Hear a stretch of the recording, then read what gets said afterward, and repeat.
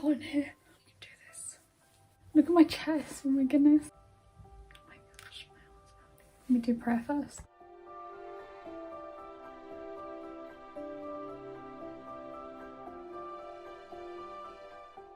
Hi guys, welcome back to my channel. So today is a different type of video.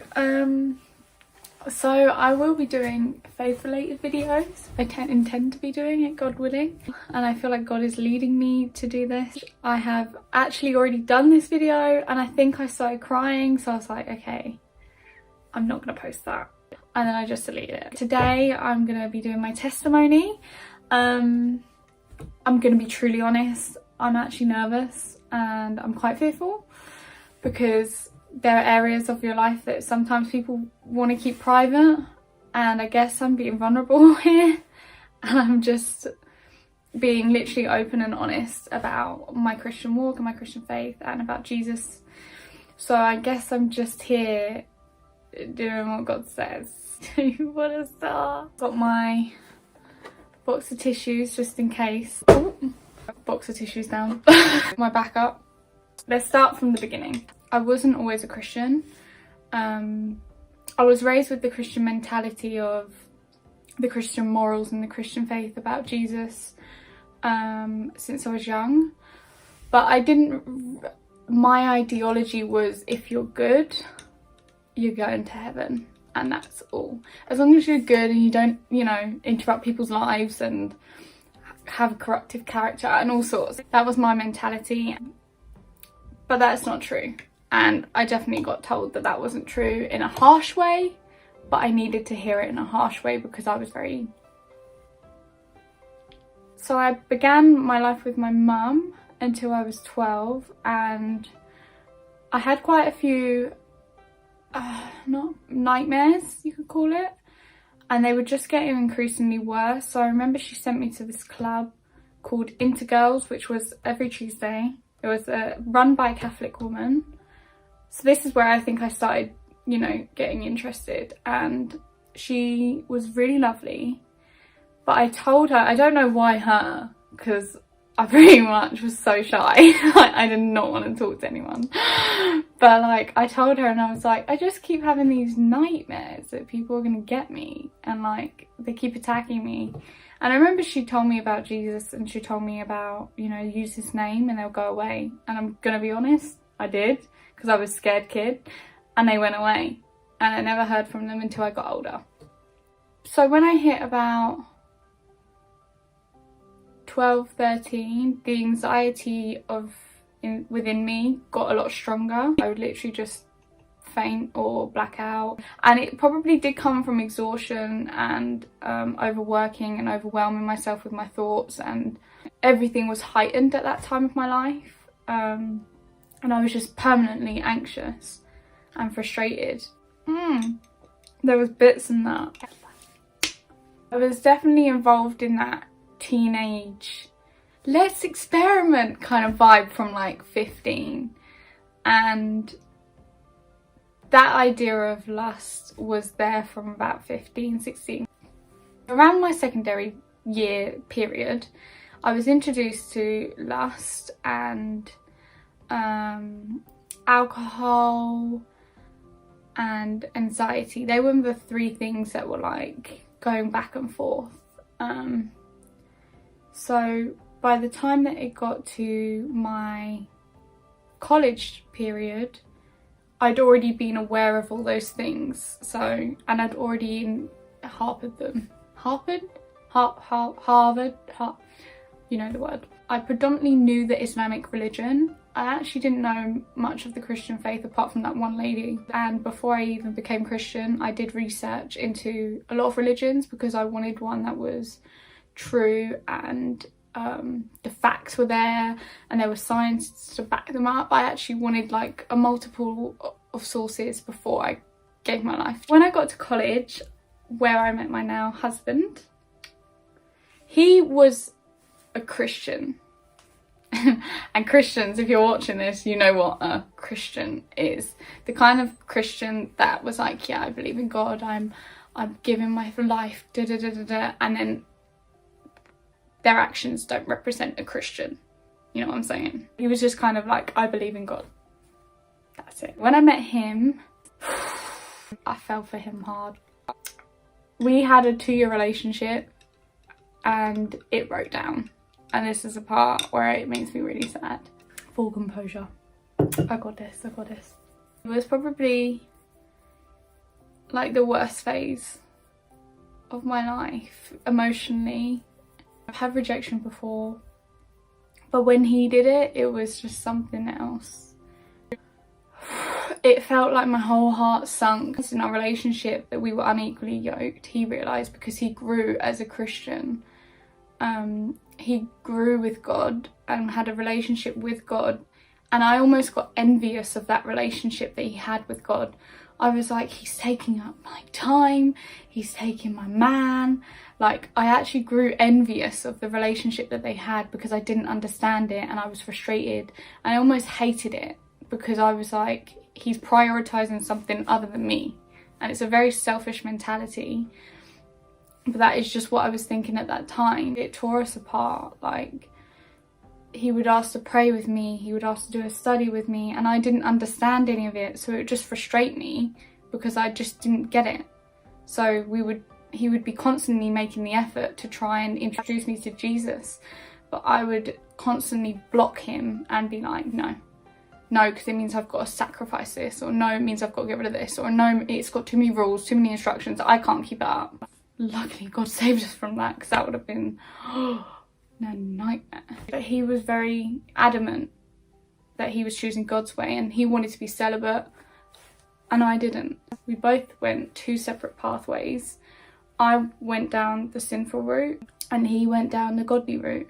I went through so many different emotions, like, towards God. Like, I was like, I just didn't understand, if God loved him as much as I loved him, why would God take him away from me?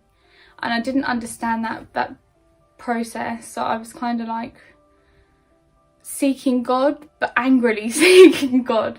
I was like, well, if you're real, which I still believed, but I was like, I didn't realise God was active in people's lives, if that makes sense. Like, I believed there was a God and that God watched over us, but I didn't believe that God can work through people and in your life. I went to Hillsong a few times and I didn't speak to anyone. I literally just went on my own to try and understand why he left me, because he said the main reason was he wanted to follow God and I didn't. And God did speak to me, but very, like, he spoke to me and I knew it was for me, but I was like a horse with the, what are they called? Blinders, blinkers. Horse with the blinkers on, that was me. I was like, going to church. No, I'm coming to see you, but I'm not really listening. It was kind of like that. Went from one bad choice to another bad choice. Going out a lot more, I was clubbing a lot more. I was wearing stuff that I wouldn't usually wear, doing stuff I usually wouldn't do. I was just a very flirtatious character. I was very, like, forward. I went out dating quite a few guys and I tried getting drunk loads of times, and then I almost got into a relationship with someone else, but I had strong underlying feelings for Aaron, and it wouldn't be right of me to do that to someone else. The feelings that I had for Aaron never left, and they just grew stronger and stronger. I'm ashamed of the acts or the things that I was doing and how I was behaving, and I guess that's why I didn't want to post this video, is because it makes me feel a little bit like, why did I do that? Now that I know Jesus, because he's so pure and I was the complete opposite. I just was living in sin and there's no other explanation. I don't know, I just was chaotic. Here comes the good part. 6 months later, I met Aaron. I asked for my iPad back. I saw him, I had them same feelings and I was so annoyed. I was like, oh, I still love him. Talking to him in McDonald's, because all of a sudden I feel this guilt and this shame of, how am I going to tell him what I've been up to? Because I still want to be with him, but I've committed a lot of sin in God's eyes. And I just burst out crying, and I was just like confessing everything that I did. And he was just like so comforting, and he didn't judge me at that time. Just like crying even more because then it makes you feel worse.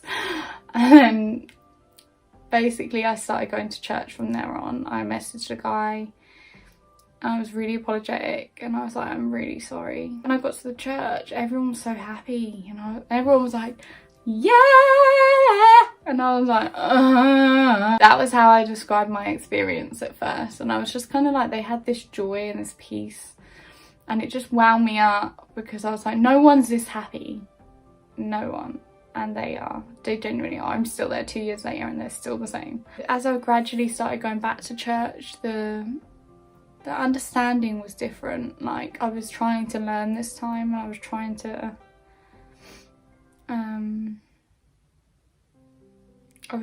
to seek God, but not with the wrong heart this time. It was more of a, okay, I know you're there, and I know that you've changed Aaron and his life, because he's a complete different man. And I knew that God was like in him, because I saw the change. I believed his testimony. I just kept going back every week, and then I made the decision to get baptised. God has been working through my life, and I see that. Like how he's blessed me with my parents and where I live and the food in my stomach. He kept me alive. I'm so grateful that there's been so many times where I haven't wanted to be here and exist, and I think he just gave me that feeling of love that no one else can give you, and he won't reject you, and he won't leave you, and he'll put the people that you need in your life, and he'll get rid of the people that shouldn't be in your life. And I think it's like, it's that stability that you, as a child, you look for. And as you get older, you look for that comfort. And I was seeking it in all the wrong ways, in materialistic things and technology, and just filling my head with loads of other stuff that wasn't important, that I think oh no, he's replaced my nightmares with dreams, godly dreams. Just so good, and he's just so good, and there's no other experience that you can have with anyone that you can have with God. Nothing that's anywhere as pure, as good, as holy, as righteous, as loving, as caring, as kind, as generous. There is no one in this earth that can give you what God can give you and stop what God can stop. No one has that control but him, and he deserves the glory, he deserves the praise, because he transformed my way of thinking, he's transformed my heart, he's transformed my life. And I just hope that if you've been watching this video and you hear God calling to you, and you hear God's voice saying, just choose me, just choose him, you will overcome addictions, you will overcome the depression and the anxiety in your heart. He can take anything, but you just have to have faith and just knock on that door and he will open. Just hope you enjoyed this testimony. Thanks guys for watching.